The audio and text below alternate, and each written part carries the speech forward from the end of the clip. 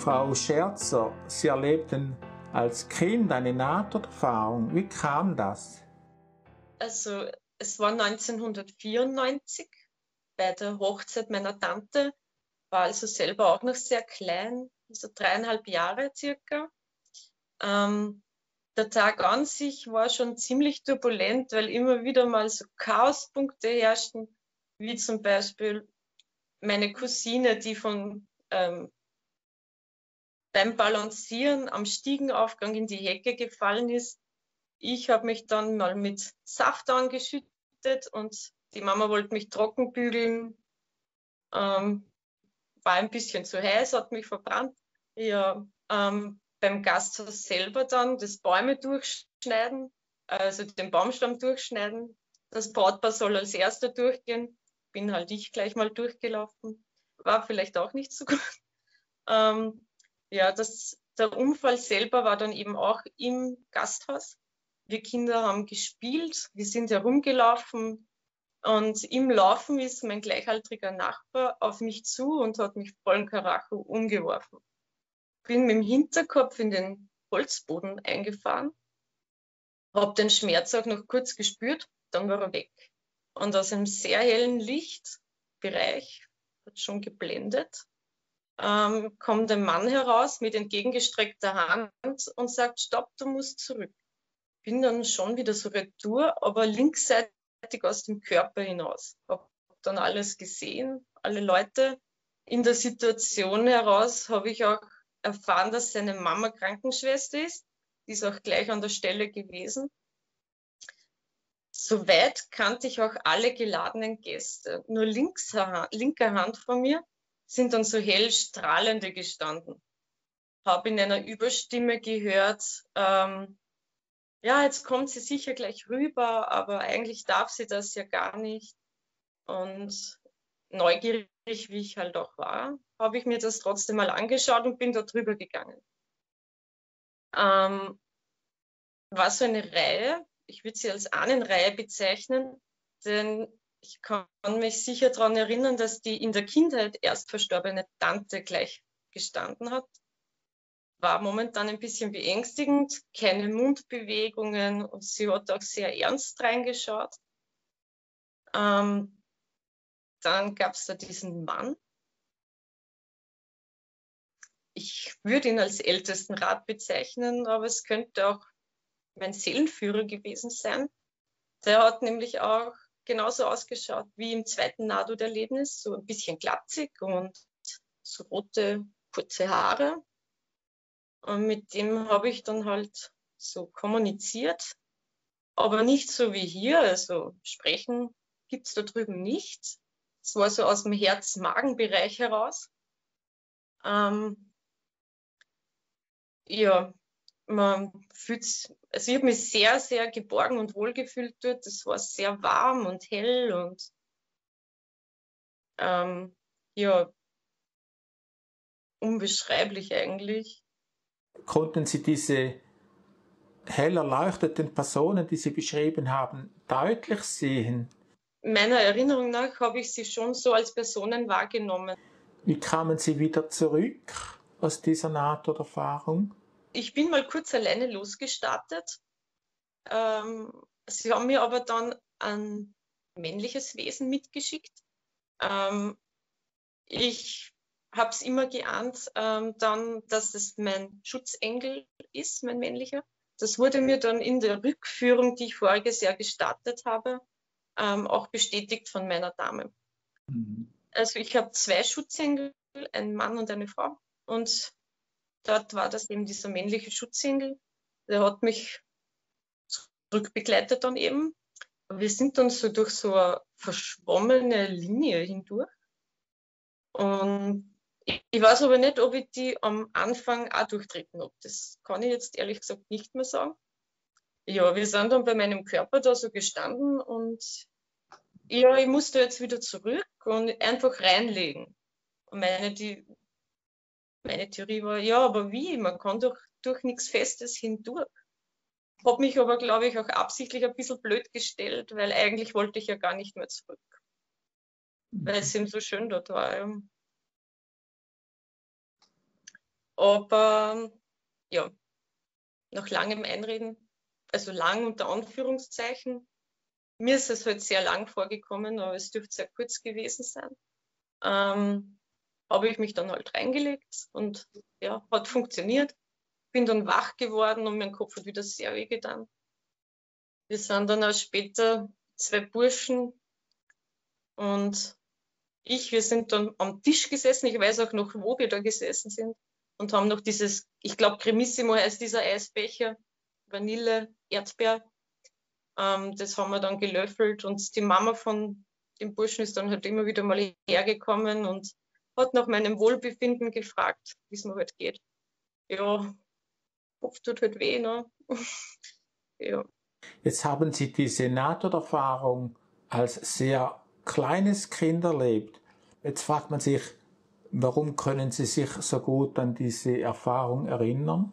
Ich habe es schon vergessen gehabt, eine Zeit lang, aber als ich mich dann zu beschäftigen angefangen habe mit dem Ganzen, sind die Erinnerungen wieder hochgekommen und ich habe das auch vor Augen alles und ja.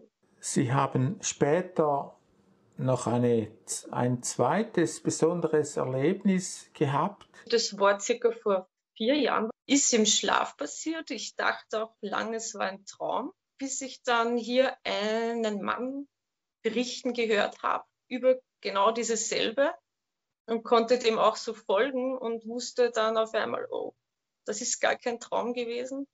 Also ich bin durch so eine enge Tunnel, es war dunkel hindurch und stand dann in einem orange-rötlich-bräunlichen Raum, der war verschlossen und so schräg links von mir ein Mann an einem Tisch. Es hat so ausgeschaut, als hätte er da ein Buch und hat mich auf meine Fehler, die ich gemacht habe, aufmerksam gemacht. Aber auch auf die guten Taten.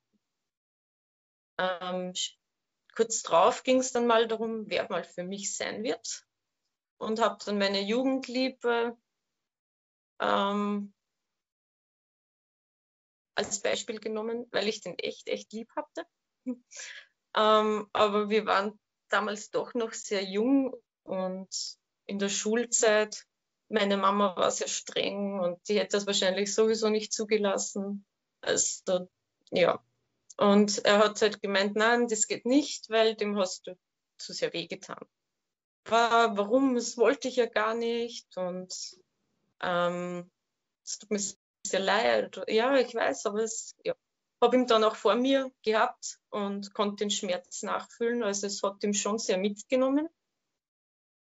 Genau. Dann ging es um meinen kleinen Sohn, dass er mal getrennt wird von mir. Ich weiß nicht, ob es nochmal passiert, aber beim ersten Lockdown von Corona war er 7 Wochen weg bei seiner Papa-Familie. Auf meine Frage, warum, ist wichtig für seine Entwicklung. Und ja, was mache ich dann eigentlich noch hier? Ja, es wird eh noch schön. Dann hat er mir da einen Mann gezeigt. Ich so, ja, der schaut sehr nett und lieb aus. Ja, aber es wird nur kompliziert. Warum schon wieder kompliziert? Ich war in dem Moment sehr sauer. Immer kompliziert. Und ja, meine letzte Beziehung, die war auch sehr kompliziert. Also sie hat mal kompliziert begonnen, dazwischen, wie wir zusammen waren, war es sehr schön. Und nach einem halben Jahr hat es genauso kompliziert wieder angefangen wie zu Beginn. Ja, und das war es dann eigentlich so ziemlich und bin wieder durch diese Enge hindurch zurück. Können Sie den Unterschied beschreiben, vielleicht von einem normalen Traum und zu dieser Erfahrung? Im normalen Träumen glaube ich zu meinen, dass man schon miteinander spricht. Also, ja. Und in diesen Erfahrungen sind, ich kann es schwer beschreiben, das ist so ein eigenes Gefühl. Und eben dieser Austausch dann auch, ohne zu reden eigentlich, nur mit Gefühlen. Ja. Dann ist die Kommunikation anders in diesen Erfahrungen. Ja, Das auf jeden Fall. Wie ist diese Kommunikation? Ich würde meine, bei der zweiten Nahtoderfahrung eben teils telepathisch und teils eben auch aus diesem Herz-Magen-Bereich. So beschreibe ich das immer, weil es eben so aus diesem Bereich halt stattfindet. Frau Scherzer, Sie haben eine Art Nahtoderfahrung oder besondere Erfahrung in einem Traum erlebt. Haben Sie noch weitere Erfahrungen, die Sie ähnlich erlebt haben? 2019 war dieser Flugzeugabsturz in Äthiopien mit dabei, diese 4 Jungärzte aus Österreich. Einen davon, den kannte ich eigentlich von Kind auf. Nicht gut, aber man kannte sich halt in der Gemeinde. Seine Mama war meine Lehrerin und die 4 Kinder Ministranten. Also wie gesagt, man kannte sich halt so. Paar Monate nach dem Flugzeugabsturz ist mir der eine dieser Jungärzte im Traum erschienen. Er war in Begleitung mit einer lockigen Frau. Ich fragte ihn: Christoph, was magst du da? Du bist beim Flugzeugabsturz gestorben. Und, was? Nein, ich lebe ja noch. Nein, du bist gestorben. Und ja, die zweite Erfahrung war voriges Jahr. Auch ein Bekannter, unser Filialleiter beim Spar, der hatte einen schweren Autounfall am 1. Mai. Ich wusste eigentlich noch nichts davon, habe aber dann einfach mal ein paar Wochen später so an ihn gedacht und ist er mir halt auch im Schlaf erschienen, mit in Begleitung eines Mannes. Ich vermute, weil er ja im Tiefschlaf, also im Koma lag, hatte er dabei auch eine Nahtoderfahrung und wurde deswegen zu mir geführt, weil ich wahrscheinlich so die Einzige in seinem Bekanntenkreis bin, die damit schon mal konfrontiert war, so dass ich ihm halt kurz zur Hilfe komme. Sind Sie der Meinung, dass man sich im Schlaf oder Tiefschlaf sich vom Körper lösen kann? Ich glaube, dass das bei jedem so passiert, nur ist es uns oder den meisten halt nicht bewusst. Haben diese Erfahrungen eine bestimmte Wirkung auf Ihr Leben gehabt, wenn Sie so zurückdenken? Also ich war von Kind auf eigentlich immer ganz anders, eher in mich gekehrt und immer viel mehr zu drüben verbunden, sehr, sehr sensibel. Mir geht alles sehr nahe ans Herz und so und ist so durchlässig. Also ich kann das alles nicht abgrenzen. Es geht so ungefiltert hindurch alles. Lärm, Schimpfen, Streit. Ja, das Leid, was so überall herum herrscht. Und ich kann mich auch erinnern, als Kind immer wieder Musikstücke in der Kirche zum Beispiel. Ich bin sehr oft auf der Oma ihren Schoß gesessen und habe deswegen geweint, weil mir diese Melodien so nahe gingen. Kann es sein, dass Sie durch diese Sensibilität etwas eine nähere Beziehung zu den geistigen Dingen haben? Ja, das würde ich schon sagen. Ja. Wenn Sie Menschen treffen, die zu Ihnen sagen, ja, das sei alles nur geträumt oder das ist nur Fantasie, was sagen Sie zu diesen Menschen? Schade, dass du da nicht dran glaubst und so. Aber da können mir noch so viele Kritiker entgegenkommen, mir das ausreden wollen. Ich weiß, was ich gesehen habe. Frau Scherzer, herzlichen Dank für das Gespräch. Ja.